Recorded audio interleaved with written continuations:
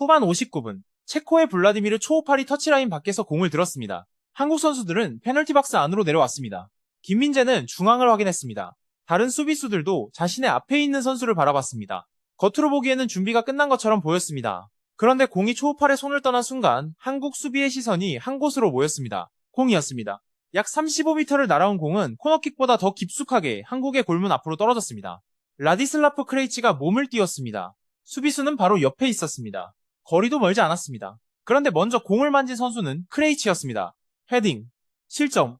한국이 체코를 상대로 처음 허용한 골은 정교한 패스에서 시작되지 않았습니다. 빠른 역습도 아니었습니다. 공은 발이 아니라 손에서 출발했습니다. 그리고 단 몇 초 만에 한국이 준비한 경기 계획을 흔들었습니다. 많은 사람은 이 장면을 체코의 높이와 힘이 만든 골이라고 설명했습니다. 상대가 워낙 세트피스에 강했기 때문에 어쩔 수 없었다는 의견도 있었습니다. 분명 체코는 이런 상황에 익숙한 팀입니다. 키가 크고 공중볼에 강한 선수들이 있습니다. 멀리 던질 수 있는 선수도 준비되어 있었습니다. 그러나 그 설명만으로 넘어가기에는 이상한 장면이 하나 더 있었습니다. 후반 77분, 이번에는 프리킥이었습니다. 공이 다시 한국의 페널티 박스 안으로 들어왔습니다. 토마시 소우체크가 헤딩으로 골망을 흔들었습니다. 다행히 오프사이드가 선언됐습니다. 득점은 취소됐습니다. 전광판에는 골이 기록되지 않았습니다. 그렇다고 위험까지 사라진 것은 아닙니다. 한국은 한 경기에서 비슷한 방식으로 두 번 골문을 열어줬습니다. 한 번은 실제 실점이 됐고 다른 한 번은 오프사이드 판정이 구해줬습니다. 그렇다면 이것은 정말 상대의 높이 때문에 어쩔 수 없이 나온 장면이었을까요? 아니면 승리라는 결과 뒤에 가려진 구조적인 경고였을까요? 오늘은 누가 실수했는지 한 사람을 찾지 않겠습니다. 센터백 한 명을 비난하는 방식으로는 이 문제를 설명할 수 없기 때문입니다. 공을 던지기 전의 위치, 공이 날아오는 동안 수비수의 시선, 골키퍼의 판단, 미드필더의 역할, 첫 번째 공을 놓친 뒤 두 번째 공을 준비하는 방식까지 이어서 살펴보겠습니다. 한국이 체코전에서 세트피스에 흔들린 진짜 이유는 단순히 신장 차이에 있지 않았습니다. 먼저 긴 스로인을 생각해보겠습니다. 많은 사람은 스로인을 코너킥보다 덜 위험한 상황으로 받아들입니다. 공을 발로 차는 것이 아니기 때문입니다. 직접 골을 넣을 수도 없습니다. 그래서 수비하는 팀의 긴장도는 코너킥보다 조금 낮아질 수 있습니다. 하지만 긴 스로인을 무기로 사용하는 팀에게는 전혀 다른 장면입니다. 그들에게 긴 스로인은 손으로 차는 코너킥과 비슷합니다. 차이가 있다면 공이 궤적이 더 낮고 떨어지는 지점을 예측하기 어렵다는 것입니다. 킥으로 올라오는 공은 어느 정도 회전과 방향을 읽을 수 있습니다. 스로인은 머리와 몸을 거쳐 갑자기 방향이 바뀔 수 있습니다. 누군가가 앞에서 살짝 건드리기만 해도 뒤에 있던 공격수에게 공이 연결됩니다. 골키퍼 입장에서도 앞으로 나가야 할지 골문에 남아야 할지 판단하기 어렵습니다. 바로 이 불확실성이 수비를 흔듭니다.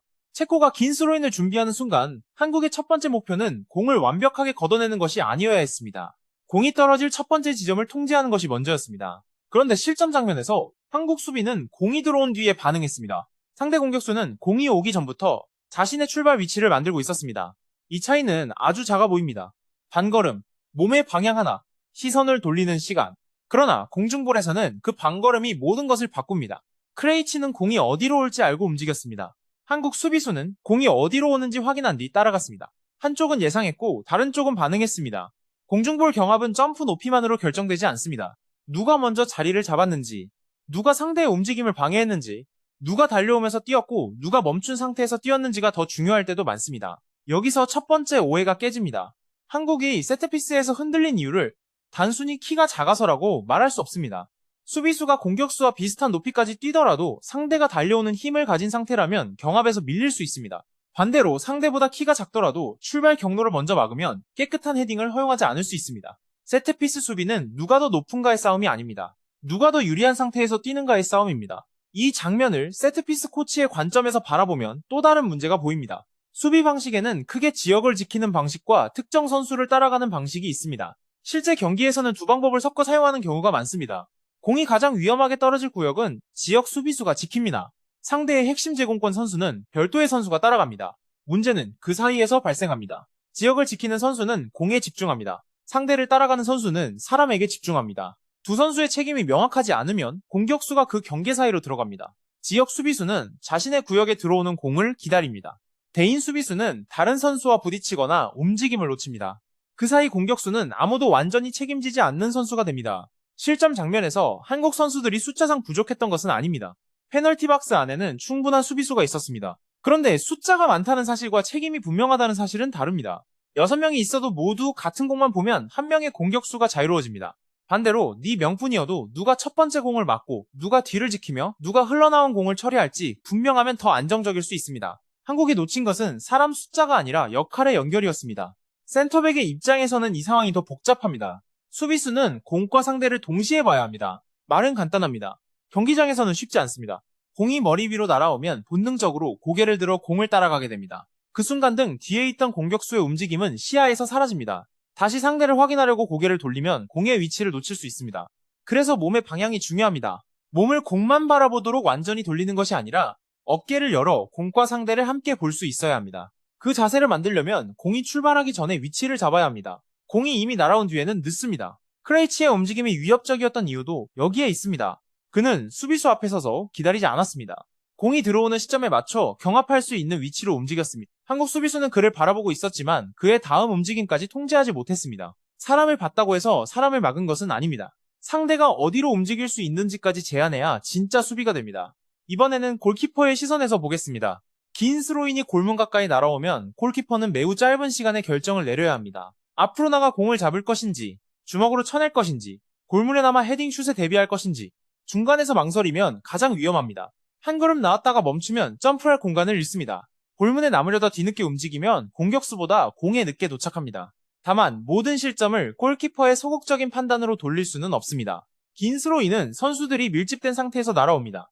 앞에 여러 명이 서 있으면 골키퍼가 공의 궤적을 끝까지 확인하기 어렵습니다. 공격수가 골키퍼의 이동 경로를 막을 수도 있습니다. 골키퍼가 무리하게 나오면 공을 놓친 뒤 빈 골문을 내줄 위험도 있습니다. 그래서 세트피스 수비에서는 골키퍼의 개인 능력보다 사전 약속이 중요합니다. 어느 높이의 공까지 골키퍼가 책임질 것인지, 누가 골키퍼 앞에 공간을 비워줄 것인지, 골키퍼가 나오겠다고 외쳤을 때 수비수들이 어떻게 반응할 것인지가 훈련돼 있어야 합니다. 명령이 늦거나 선수들이 서로 다른 판단을 하면 모두가 공 근처에 있으면서도 아무도 공을 처리하지 못하는 장면이 나옵니다. 여기서 이야기는 수비수와 골키퍼를 넘어갑니다. 세트피스 실점은 공이 페널티 박스 안으로 들어온 순간부터 시작되는 것이 아닙니다. 그보다 앞에서 시작됩니다. 왜 위험한 위치에서 프리킥을 허용했는지, 왜 상대에게 긴 스로인을 쉽게 내줬는지, 왜 공을 바깥으로 걷어낼 때 다음 상황을 준비하지 못했는지까지 봐야 합니다. 미드필더가 압박에 늦으면 수비수는 뒤로 물러날 수밖에 없습니다.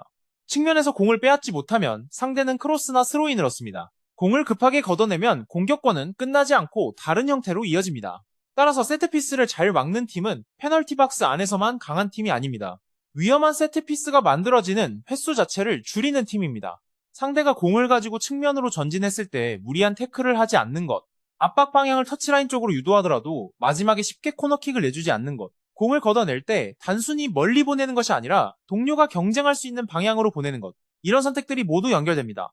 세트피스 수비를 이야기하면서 미드필더와 공격수를 빼놓을 수 없는 이유입니다. 전방 공격수에게도 역할이 있습니다. 상대가 세트피스를 준비할 때 모든 선수가 페널티 박스 안으로 내려오면 수비 숫자는 늘어납니다. 대신 역습의 출구가 사라집니다. 상대 센터백까지 부담 없이 앞으로 올라옵니다. 걷어낸 공도 다시 상대에게 돌아갑니다. 한국은 또 다른 크로스를 막아야 합니다. 이 장면이 반복되면 수비수의 집중력은 떨어지고 언젠가는 두 번째 기회를 내주게 됩니다. 따라서 손흥민이나 빠른 공격수 한 명을 전방에 남기는 선택도 필요할 수 있습니다. 상대 수비수 한두 명이 뒤에 머물게 만들기 때문입니다. 그러나 전방에 선수를 남긴다고 자동으로 역습이 되는 것은 아닙니다. 첫 번째 공을 걷어낸 뒤 누군가가 두 번째 공을 따내야 합니다. 공을 받은 선수가 몇 초라도 지켜줘야 수비 라인이 앞으로 올라갈 수 있습니다. 세트피스 수비의 마지막 단계는 걷어내는 것이 아닙니다. 팀 전체가 페널티 박스에서 빠져나오는 것입니다. 이제 후반 77분의 장면으로 돌아가겠습니다. 체코의 프리킥이 한국 골문 앞으로 들어왔습니다. 소우체크가 헤딩했고 공은 골망을 흔들었습니다. 오프사이드 판정이 나왔습니다. 한국은 살아남았습니다. 여기서 누군가는 말할 수 있습니다. 수비 라인이 정확하게 올라갔기 때문에 오프사이드를 만든 것이라고 말입니다. 가능한 해석입니다. 수비수가 의도적으로 라인을 조정해 상대를 앞세웠다면 성공적인 수비라고 볼 수 있습니다.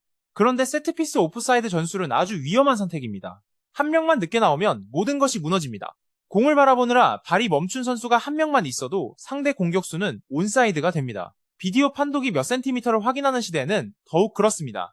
이번에는 판정이 한국을 살렸습니다. 그러나 같은 장면이 다시 나왔을 때도 같은 결과가 보장되는 것은 아닙니다. 더 중요한 것은 체코가 다시 한번 한국 수비 사이에서 깨끗한 헤딩을 했다는 사실입니다. 공이 골대 밖으로 벗어난 것도 아닙니다. 수비수가 먼저 걷어낸 것도 아닙니다. 골키퍼가 잡은 것도 아닙니다. 상대가 골망을 흔든 뒤 판정이 취소됐습니다. 수비 과정만 놓고 보면 경고가 끝난 것이 아닙니다. 오히려 첫 실점 이후에도 같은 위험이 완전히 수정되지 않았다는 신호에 가깝습니다. 여기서 두 번째 오해가 깨집니다. 체코가 세트피스에 강한 팀이기 때문에 한 번 당한 것은 이해할 수 있다는 주장입니다. 한 번이라면 상대의 장점이 완벽하게 작동한 장면이라고 볼 수 있습니다. 비슷한 장면이 다시 나오면 이야기가 달라집니다. 첫 번째 경고를 받은 뒤에도 수비 구조가 상대의 움직임을 통제하지 못했다는 뜻이기 때문입니다. 한국은 결국 경기를 뒤집었습니다. 황인범이 동점골을 넣었습니다. 오현규가 후반 막판 결승골을 만들었습니다. 선수들은 실점 뒤에도 무너지지 않았습니다. 그 정신력과 공격의 완성도는 분명 칭찬받아야 합니다. 그런데 역전승이 모든 문제를 해결한 것은 아닙니다. 월드컵에서는 승리한 경기에서도 다음 상대가 사용할 자료가 남습니다. 상대 분석팀은 한국의 두 골만 보지 않습니다. 어떤 상황에서 한국 선수들의 시선이 공에만 몰렸는지 봅니다. 누가 상대의 움직임을 놓쳤는지 확인합니다. 골키퍼가 어느 높이의 공에서 골문에 남는지 분석합니다. 첫 번째 공을 걷어낸 뒤 한국이 얼마나 빠르게 라인을 올리는지도 기록합니다. 한번 공개된 약점은 다음 경기에서 우연으로 끝나지 않습니다. 상대는 다시 시험합니다. 긴 스로인을 잘 던지는 선수가 없다면 비슷한 궤적의 프리킥을 준비할 수 있습니다. 높은 공이 어렵다면 낮고 빠른 공을 골키퍼와 수비수 사이로 넣을 수 있습니다. 한국 선수들이 공에 집중하는 경향이 보이면 뒤에서 달려오는 선수를 활용할 수 있습니다. 첫 번째 헤딩을 막아도 두 번째 공에서 흔들린다면 페널티 박스 바깥에 슈터를 배치합니다. 세트피스는 상대의 약점에 맞춰 설계되는 작은 경기입니다. 공이 멈춘 순간 양 팀은 같은 출발선에 서는 것처럼 보입니다. 실제로는 그렇지 않습니다. 공격하는 팀은 누가 어디로 움직일지 알고 있습니다. 수비하는 팀은 그 움직임을 보고 반응해야 합니다. 공격팀은 대본을 알고 시작합니다. 수비팀은 대본을 모른 채 장면 속으로 들어갑니다. 그래서 수비팀에는 더 명확한 원칙이 필요합니다. 공의 위치가 달라져도 변하지 않는 기준이 있어야 합니다. 가장 위험한 공간을 누가 지킬 것인지, 상대의 최고의 덜을 누가 방해할 것인지, 골키퍼 앞을 누가 비워줄 것인지, 두 번째 공을 누가 기다릴 것인지, 공을 걷어낸 뒤 누가 라인을 끌어올릴 것인지가 분명해야 합니다. 이 원칙이 없으면 세트피스마다 새로운 문제를 풀어야 합니다. 월드컵의 압박 속에서 매번 완벽한 판단을 기대하기는 어렵습니다. 선수의 개인 집중력만 강조해서도 해결되지 않습니다. 집중하라는 말은 누구나 할 수 있습니다.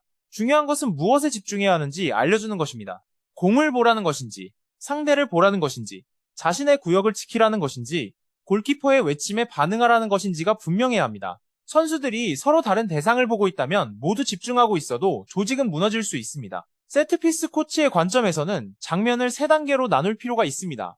공이 출발하기 전, 공중에 떠있는 동안 첫 번째 경합이 끝난 뒤입니다. 출발 전에는 상대의 움직임을 통제해야 합니다.